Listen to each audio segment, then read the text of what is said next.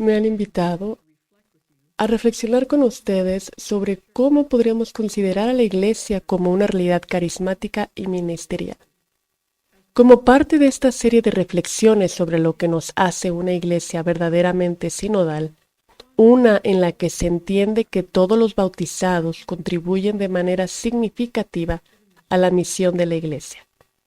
Para empezar, es importante reflexionar sobre el significado de esas dos grandes palabras, carismática y ministerial. Entonces, ¿qué es una iglesia carismática? La iglesia, o el término carismático, describe a la iglesia como una comunidad de aquellos que han recibido una variedad de carismas o dones espirituales para la edificación de la iglesia y el cumplimiento de su misión. Como el pueblo de Dios reunido, la iglesia ha sido dotada de una rica variedad de carismas derramados por el Espíritu Santo. Como escribe Pablo en su carta a los Romanos, los miembros de la iglesia que forman un solo cuerpo en Cristo, no todos tienen la misma función. Tenemos diferentes dones de acuerdo a la gracia dada a cada uno de nosotros. Algunos tienen el don de profetizar, otros han recibido dones de servicio, enseñanza, aliento, generosidad, liderazgo y misericordia. Todos estos dones son diferentes maneras de mostrar el amor de Dios en acción. En su carta a los Corintios, Pablo escribe que hay diferentes tipos de dones, pero el mismo Espíritu los distribuye. Hay diferentes tipos de servicio, pero el Señor es el mismo. Hay diferentes tipos de trabajo, pero en todos ellos y en cada uno el mismo Dios está obrando. Y todos estos dones y carismas son para el bien común. Entonces, cuando hablamos de toda la iglesia como carismática o de la estructura carismática de la iglesia, o nos referimos a la obra del Espíritu Santo que acompaña a cada miembro de los fieles cristianos y anima a todo el cuerpo de la iglesia, para que todas las partes puedan trabajar juntas para el propósito de Dios.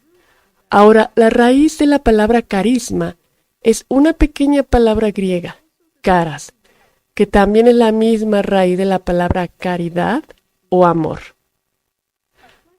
Al reflexionar sobre la relación entre las tres personas divinas de la Santísima Trinidad, San Agustín, en el siglo V, escribía desde el norte de África y caracterizó al Espíritu Santo como la comunión o amor mutuo entre el Padre y el Hijo. Jesús fue ungido por el Espíritu de Dios cuando fue bautizado por Juan en el río Jordán, significando su vocación como el amado Hijo de Dios y capacitándolo para predicar las buenas nuevas del reino de Dios. La respuesta amorosa de Jesús al Padre es la entrega total de sí mismo cuando da su vida por amor a los demás.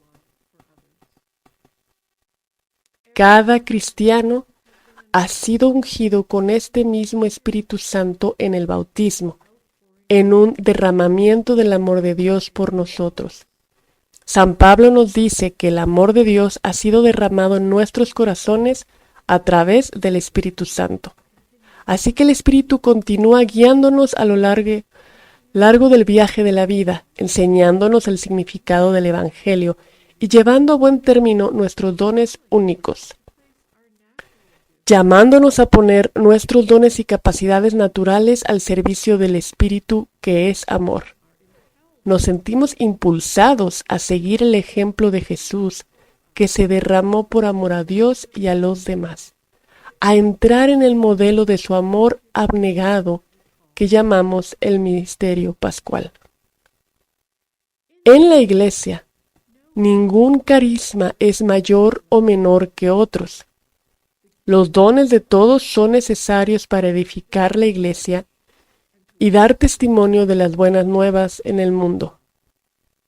Pablo escribe a los primeros cristianos de Corinto y Éfeso que son un templo santo, una morada para el Espíritu de Dios.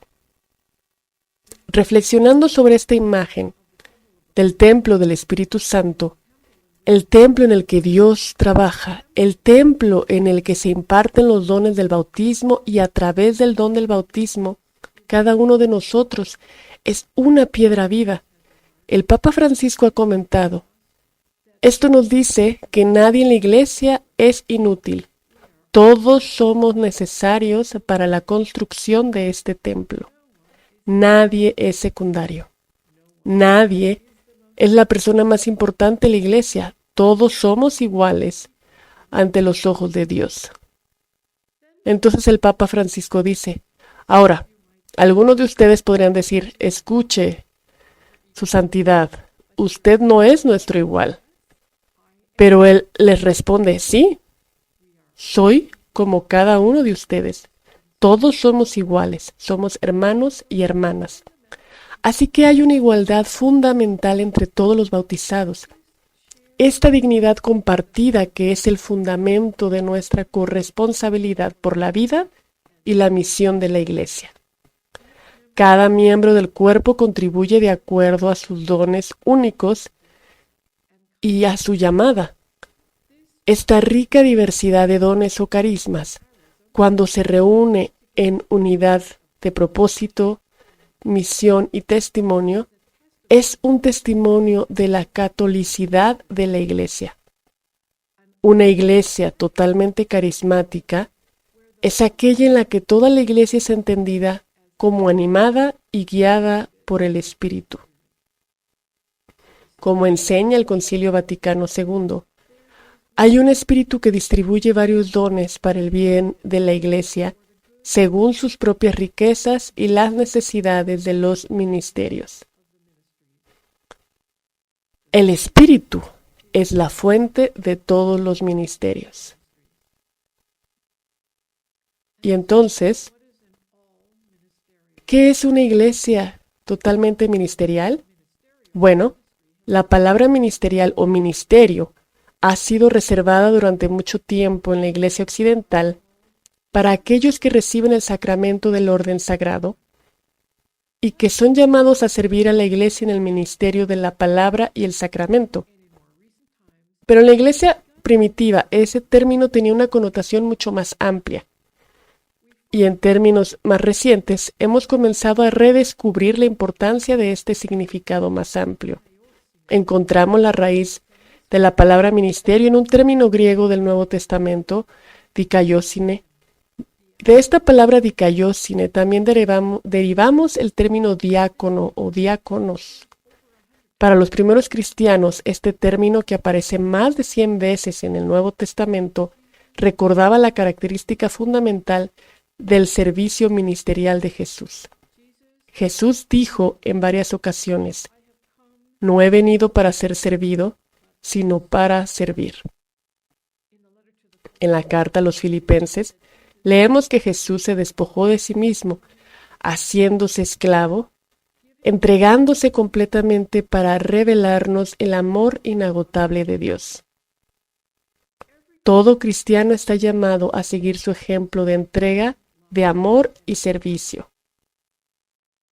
En el Nuevo Testamento y en los primeros escritos cristianos, descubrimos que la Iglesia primitiva se caracterizaba por una gran variedad de ministerios. Apóstoles, profetas, evangelistas, pastores y maestros, todos trabajando juntos para equipar al pueblo de Dios para las obras de servicio. En el siglo III vemos el surgimiento gradual de un patrón en el que las comunidades locales serían dirigidas por un solo episcopado, un superintendente u obispo que era asistido por presbíteros o ancianos y diáconos.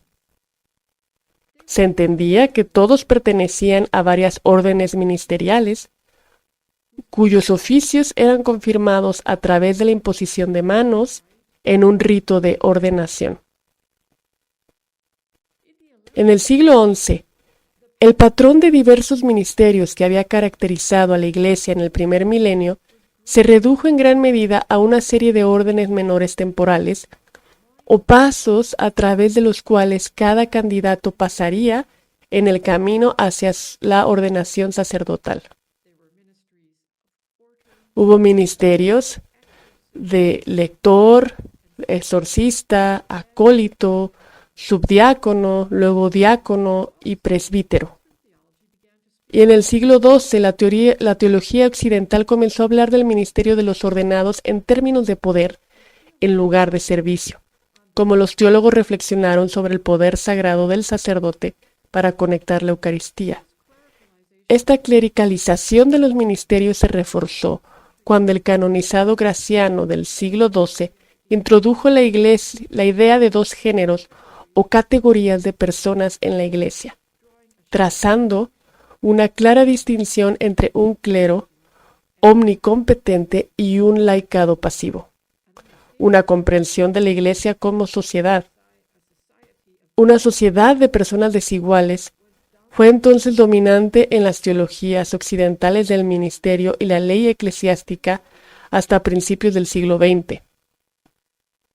Un estudio renovado del testimonio bíblico y de los desarrollos históricos en la tradición cristiana informó la enseñanza del Concilio Vaticano II sobre los ministerios en la Iglesia. El concilio buscó recuperar la comprensión de la Iglesia como el pueblo de Dios, todos los cuales comparten la misma dignidad en virtud del bautismo y todos los cuales deben ser protagonistas en la misión de la Iglesia a través del servicio de entrega de sí mismos. En su enseñanza de que todos los bautizados participan en los tres oficios de Cristo como sacerdote, profeta y rey, el concilio presenta a todo el pueblo de Dios como partícipe de los ministerios de Cristo de proclamar la buena nueva, ofrecer su vida en un sacrificio vivo de alabanza y edificar el reino de Dios. La mayoría de los cristianos bautizados están llamados a dar testimonio de Cristo a través de su vida cotidiana en su familia, vecindario, lugar de trabajo y en las muchas formas en que contribuyen a la construcción de la comunidad humana y al cuidado de la creación a través de la vida social, política y económica. Hacen que la Iglesia esté presente y activa cada vez que buscan el bien de los demás, en donde quiera que Dios los haya colocado. Esta participación en la misión de Jesús, como el Papa Francisco ha señalado a menudo, es la fuente de nuestra alegría. Es el corazón de nuestra identidad como seguidores de Jesús. Es lo que nos hace un pueblo. Cuando entendemos esto, dice, a nuestro alrededor empezamos a ver enfermeras con alma, maestros con alma, políticos con alma, personas que en el fondo han elegido estar con y para los demás. Así que el Papa Francisco parece estar de acuerdo con el Concilio Vaticano II cuando caracteriza a los laicos como poderosos proclamadores de la fe.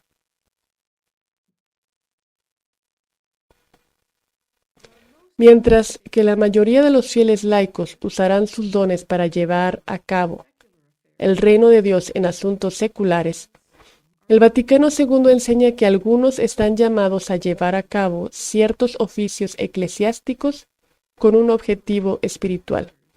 Colaboran con sus pastores, así como Pablo fue ayudado por muchos colaboradores, hombres y mujeres, que se entregaron al servicio del Evangelio, trabajando duro en el Señor. Hoy en día, laicos y laicas son nombrados para nuevas formas de ministerio pastoral público.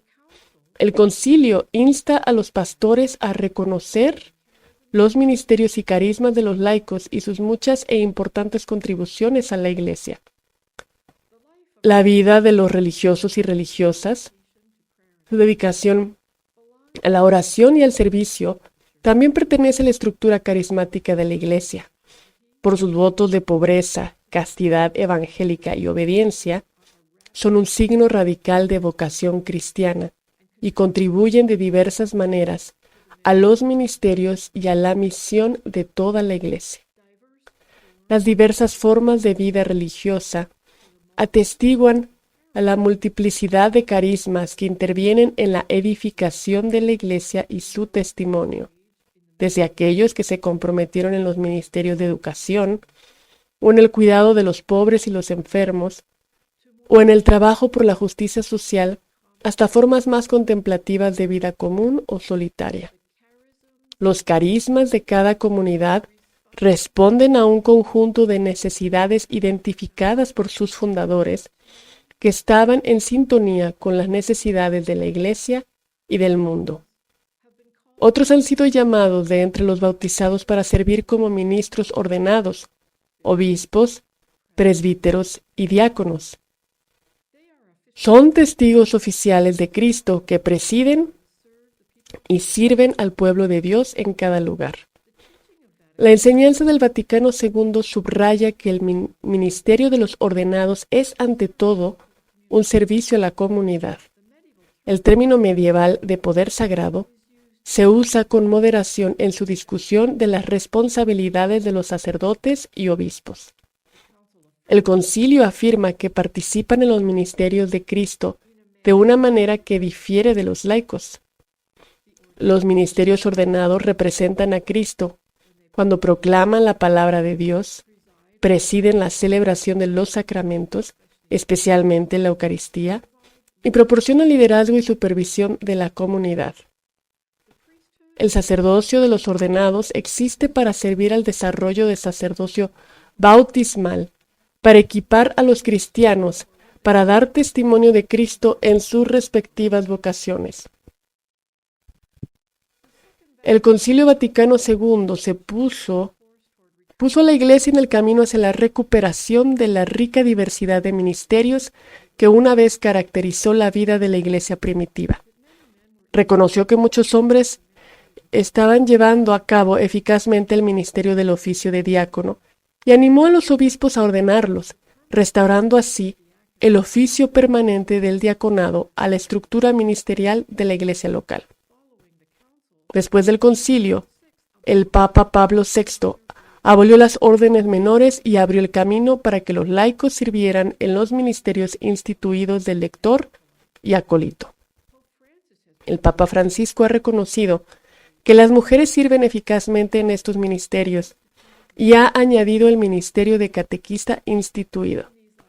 En estos últimos 60 años también hemos sido testigos del surgimiento de una gran cantidad de nuevos ministerios eclesiales laicos. Esta rica diversidad de ministerios es una obra del Espíritu Santo que continúa avivando nuevos carismas y formas de ministerio para equipar a la Iglesia para la misión.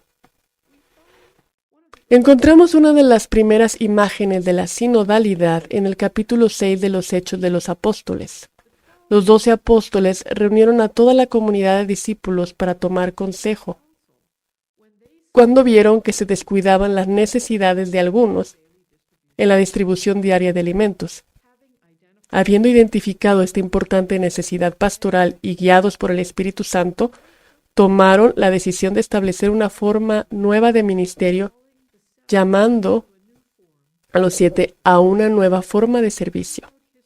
A lo largo de la historia, las iglesias se han reunido en asambleas sinodales para considerar las necesidades pastorales cambiantes y discernir, bajo la guía del Espíritu, nuevos carismas y nuevas formas de ministerio. Al igual que los cristianos a lo largo de los siglos, seguimos discerniendo y pidiendo con la ayuda del Espíritu de Dios qué formas de ministerio se necesitan para permitir que la Iglesia cumpla su misión en nuestros días, para que toda la Iglesia pueda proclamar el amor de Cristo por todos.